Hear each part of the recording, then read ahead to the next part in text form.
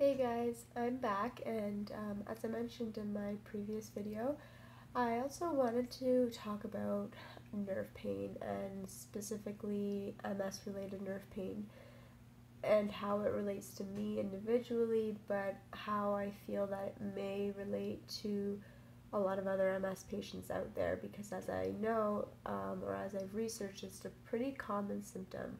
And for me, it's affected my life for the past, I would say, 5 years of my diagnosis, and it's increased in severity ever since um, I started having it. At first, it was just sort of the numbness and maybe a little bit of the pins and needles, and now it's turned into just downright torture at times. And I've tried every pain medication on the market, and I've tried lidocaine infusions from the pain clinic. I've tried medical marijuana, many strains of it, and just nothing really works. I'm on gabapentin to take the edge off, but that's just literally what it does. It barely touches the surface.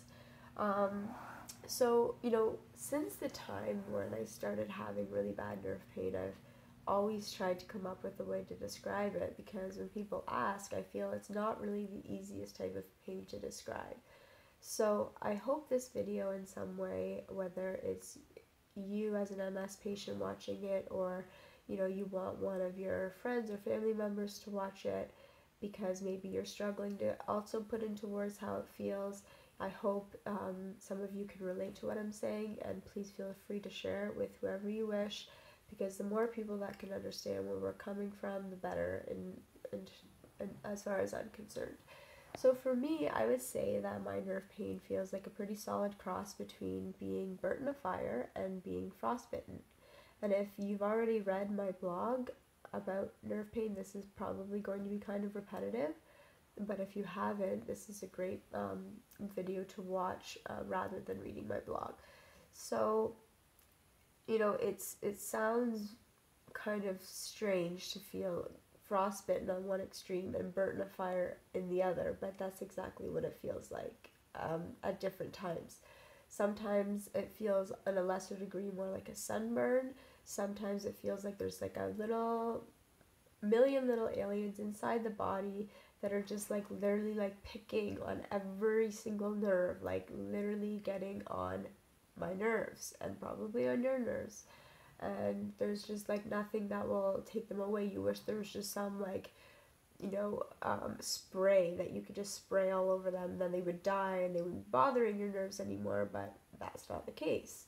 uh, it could be a swarm of bees just biting you from your toes up into your torso and all the way around, and again, there's no way of killing them off or just telling them to go away.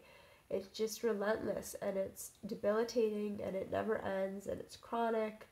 So obviously it never ends, and it just, in my case, there's just so many factors that affect it. It's affected by the heat, it's affected by the weather. Well, heat is included, but if it's very cold or humid, or if you're in direct sun, it's affected by what I eat. It's affected by any type of bug or bacteria that gets into my system like I have now. So, yes, literally just by going into a doctor's office, I can 10 minutes later be in more pain because I don't actually have to be sick. Like, as you know, we don't actually have to have runny nose or a sore throat. We know we have something in our system before we have those outwardly signs, because our body is telling us. Our body goes into inflammation mode, our body feels like it's being attacked, and it goes into worse pain than it previously was in. And so when this happens, it's very hard to control. And the only way that I've found that I can sort of control it, I guess, in a way, is by trying to get my mind off of it. And that's why, if any of you have read or my blogs or watched any of my videos regarding wheelchair tennis, that is why wheelchair tennis has become such a substantial part of my life, and such a, you know, basically life-changing in many ways, but that's one of them.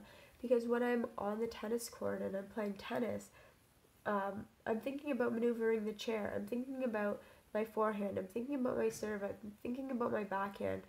my pain is there, making it harder to do all of those things. But for that time, when I'm on the court, my mind is distracted and the pain goes to the background rather than the forefront. And I think that is the key in managing pain in general. Um, it's the same as if somebody is massaging my legs. It doesn't help for the long term, but in the moment, my mind is distracted because it's feeling the sensation of someone's hands rubbing my legs rather than my body just being in chaos. Um, so, whatever it is that you feel you can do to distract your mind, whether it's, getting outside if you can, doing some sort of sport, even if it's adaptive, like wheelchair tennis or wheelchair basketball, wheelchair rugby, wheelchair track and field, sledge hockey. I mean, there's a million of different sports that you can still play if you're in a wheelchair. And if any of you are specifically in Ontario, but if you're in Canada, please touch base with me if you're interested in getting into wheelchair sports, because I would most definitely be able to get you in touch with who you need to talk to. I think it's such a great way of getting back out there, and if you're really competitive like I am, it's a great way of releasing that competitive edge you have just built up inside. But it's also a great way of just transforming your life and dealing with your pain, and just teaching you how to be independent again, and teaching you on how many levels you can be independent. So I'll do another blog on that. But for now, if you're in pain and you're listening to this, just know that I get it, that I'm going through it, and that it's real. And for anyone who doesn't have it, just trust me when I say it's one of the most brutal pains that I have ever experienced. And I've gone through an 18-hour natural labor, not one pain med, not even Advil. So trust me, I have a high pain tolerance. I built it through the years.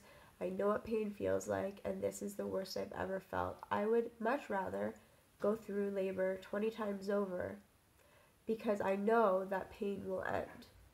One of the worst parts about this pain is also the mental aspect of it, knowing that it will never go away. So all we can do is try to control the environmental factors, try to control what you put in your body. And that's why I've started going vegan, because of what, someone very inspirational has told me about a vegan diet, about a plant-based diet, and how animal proteins can affect our pain. But don't take my word for it. Do your own thing, do your own research. But I'm just saying that whatever we put into our body most definitely has an impact on our pain. Sugar causes inflammation, so do listen to me when I say avoid that. Try to avoid being in direct sunlight or being in humidity if that affects you. Try to do everything you can to make your pain less, and then when you feel like you can't do anything more, try to distract the mind. Try to get out there and do something different. Try maybe maybe it's something at home. Maybe it's writing your own blog. Maybe it's puzzles. I don't know. Like, whatever is your thing, I think the key is distracting the mind. And remember, keep the pain at the background, and whatever you love doing, make that the forefront. That's all for now, guys, and I'll see you on my next video. Bye!